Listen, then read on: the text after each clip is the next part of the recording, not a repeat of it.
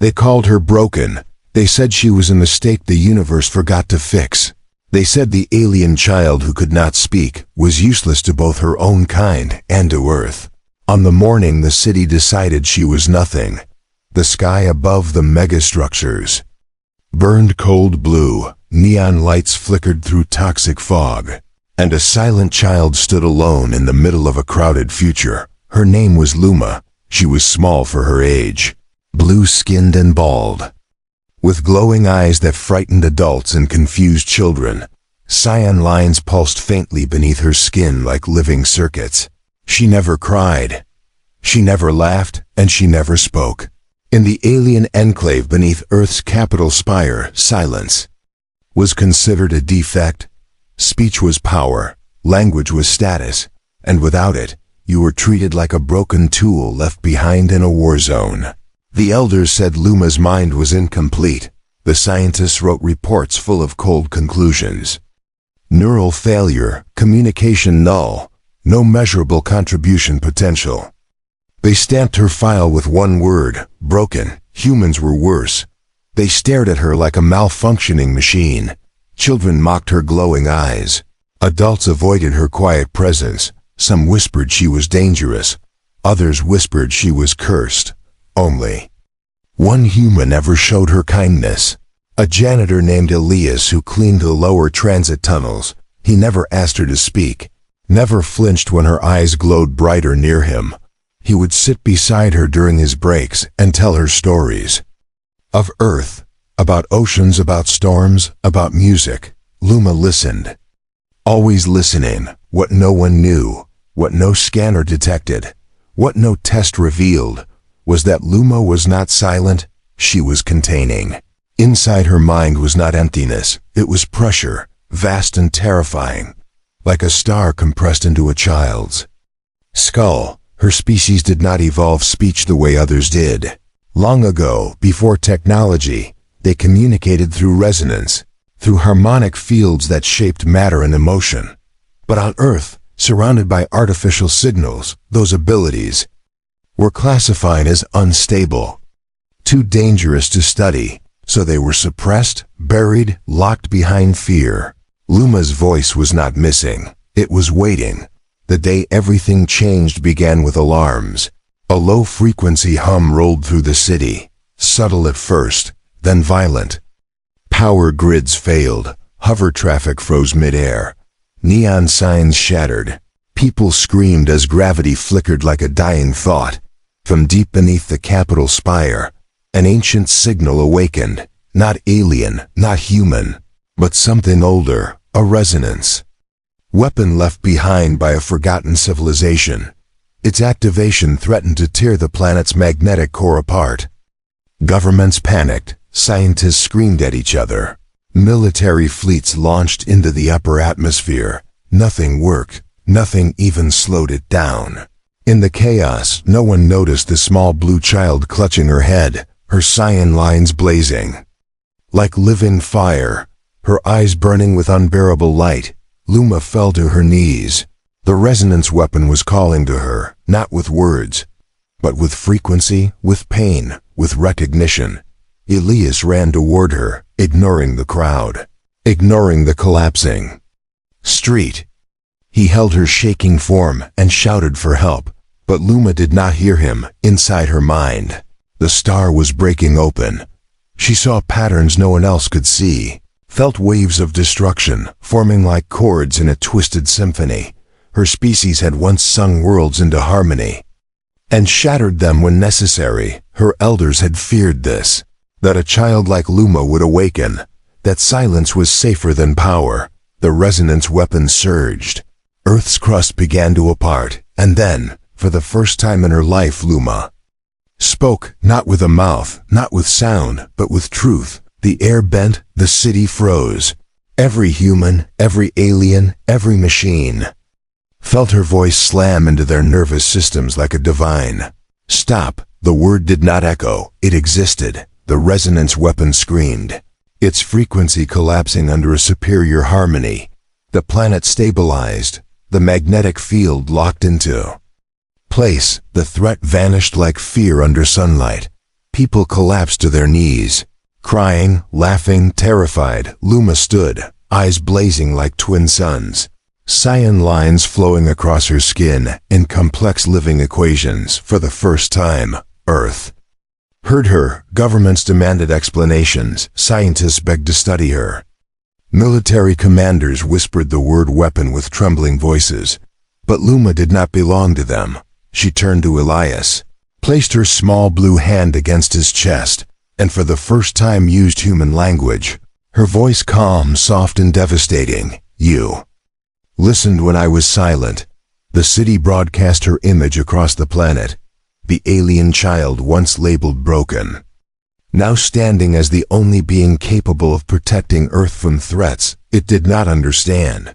The elders who rejected her bowed in shame. The scientists rewrote their theories. The humans who mocked her fell silent. They tried to name her savior, guardian, living signal. But Luma chose her own title. I am not broken, I am heard. And somewhere deep within the stars, other silent children awakened, feeling her resonance ripple across the galaxy.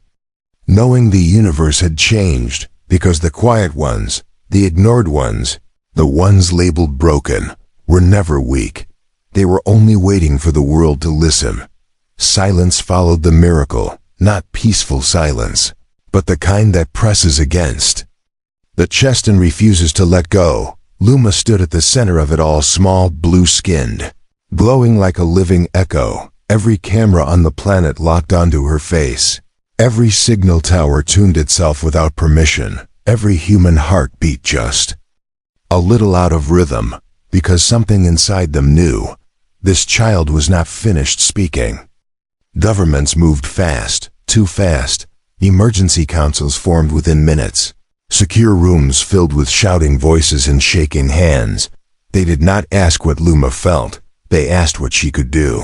Power is never greeted with gratitude for long.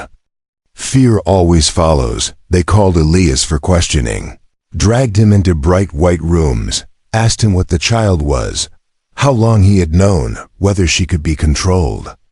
Elias answered honestly, she is a child, she listens, she feels more than we do. They did not like those answers. Luma felt it all, not as words, but as pressure waves inside her mind.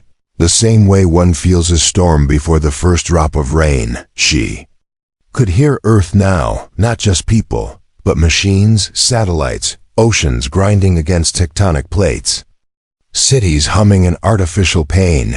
Human technology screamed constantly, 1,000 competing frequencies clawing at the sky, and Luma felt every one of them. Her species was never meant to live like this, surrounded by noise without harmony. It was why so many of her kind grew sick on Earth. Why silence became survival. The elders came to her chamber that night, their robes heavy with regret, their voices shaking as they finally bowed. You must help us guide your power. One said softly, for Earth's safety. Luma looked at them, and for the first time, she felt anger. You locked me away. She said calmly, you called me broken. You feared what you refused to understand. The elders had no answer. Across the planet, people argued. Some worshipped her, some demanded her removal, some wanted her weaponized. News anchors struggled to speak without shaking. Religious leaders called her prophecy. Military analysts called her threat. Luma listened to all of it, and it hurt. Elias returned to her side, bruised but smiling gently. He sat on the floor beside her like he always had, as if the world had not just changed forever. You do not owe them anything, he said quietly. You saved them because you chose to. That choice matters. That night, the stars spoke back, beyond the edge of the solar system. Something answered Luma's resonance. Ancient, cold, curious. A civilization older than Earth had noticed the signal. A people who remembered her species not as myths, but as rivals, as threats. Deep space instruments detected movement, massive structures bending light as they crossed into known space. Not attacking, yet the universe had hurt her too. Luma felt the incoming presence like a wound reopening. Her cyan lines flared violently. Her breath caught, Not in fear, but in recognition. They are coming, she said softly. Every screen in the command center froze. Every conversation died. Who? A general whispered. Those who fear voices like mine. Luma replied. Those who destroy what they cannot silence. Panic spread faster than truth. Defensive fleets mobilized. Weapons charged that would do nothing against what approached. Luma stepped forward, her posture straight despite her small size, her eyes steady. I will not let Earth become silent, she said. But I will not do this alone, for the first time. She reached outward, not to machines, not to governments, but to people, to the ignored, the quiet, the ones told they were nothing. Across the planet, children paused, adults froze. Somewhere inside their minds, they felt her call. Listen, not with ears, but with courage, because the next time Luma raised her voice, it would not be to stop destruction. It would be to defend, and Earth would have to decide whether it would finally listen or learn what true silence really meant. The call spread without sound, across crowded cities and quiet rooms, across hospital beds and factory floors, across children who had learned to stay silent and adults who had forgotten how to listen. Luma's resonance did not command, it invited, and those who answered felt something they had not felt in years, seen, in a forgotten district beneath the coastal arcology. A human girl who had not spoken since a bombing pressed her hands to her ears. Tears ran down her face as a warmth filled her chest. Not pain, not fear, but understanding in the alien quarter beyond the spaceport. An elder who had lost his voice to neural decay suddenly stood upright, feeling a faint harmonic echo stabilize his failing thoughts. Something was changing. The approaching presence grew clearer by the hour. Massive structures folding space like fabric, their energy signatures. Cold and precise. Not chaotic like human weapons, not alive like Luma, but deliberate.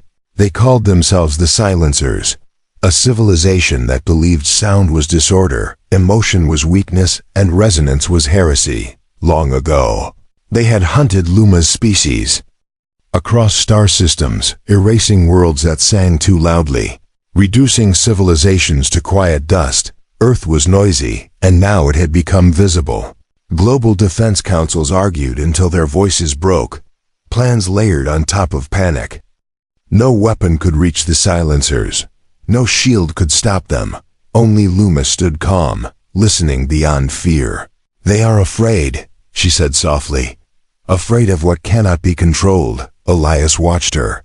Not as a savior, not as a weapon, but as the quiet child who once listened to stories in a tunnel.